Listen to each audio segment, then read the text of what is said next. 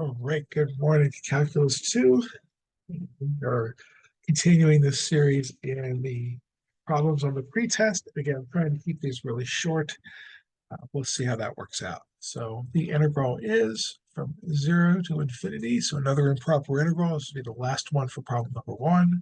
Dx over, what do we have here? We have the square root of x times 1 plus x. Okay, so this one's a little bit tricky. So let's go ahead and say I let t equals the square root of x, meaning that t squared will equal x, hence x will equal t squared.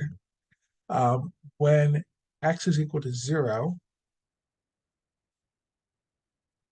x equals 0, then I think it's reasonable to assume that t is also equal to 0. Okay, when x tends towards infinity, then t will also tend towards infinity. Okay, so we have that.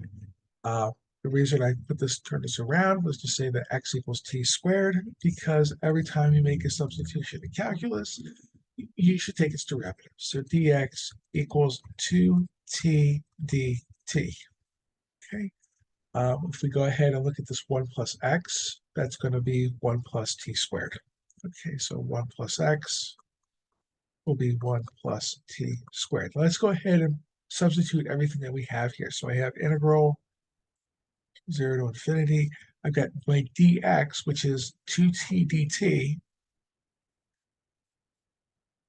And then we have our denominator here. So we have t for my square root of x. And then I have 1 plus t squared here. 1 plus t squared.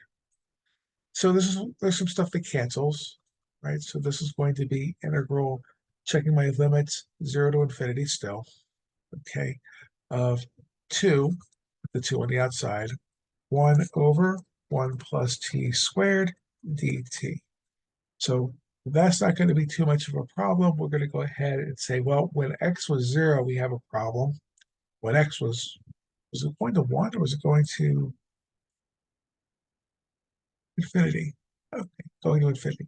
We had problems for that one too. So we actually have a double limit we have to deal with. So we're going to go ahead and let a be the limit as t goes to 0. And we'll say b equals the limit as t goes off to infinity. Okay. So we'll go ahead and have our a to b here. We have a 2. We have 1 over 1 plus t squared dt. Go ahead and integrate that. That's going to be 2 times the inverse tangent of t. Okay. And we're going from a to b. Again, a and b are limits. So as I go ahead and say we have 2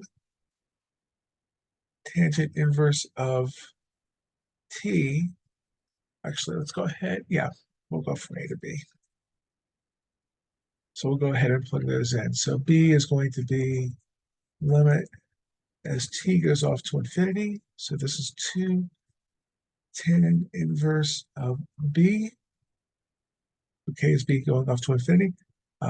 Minus limit as t goes off to 0. This is a equals of tan inverse of a. Yeah. So we can go ahead and evaluate that. So evaluating these limits as tangent goes off to inverse tangent goes off to positive infinity, we're going to end up with a 2.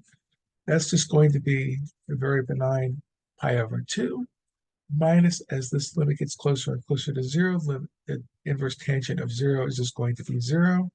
So no harm there. And we have 2 convergent integrals. This guy converges to pi, and we are done as far as that integral goes. So that concludes the chapter, the sections on improper integrals. Be careful when you're drawing these out. Make sure you've actually made a proper integral for me. You've actually gone through and done a limit. I'm not going to make you do the entire thing. Like I said, with the way I've done these, we're just going to do improper integral for a little, or sorry, indefinite integral down until we start evaluating limits. Then I'll go ahead and change my a's and change my infinities or whatever else needs to be changed back to an a and a b so you don't have to carry that around the whole problem. So that's how I kind of get around that. So give it a shot, and I hope this helps you, and good luck with the test, everybody.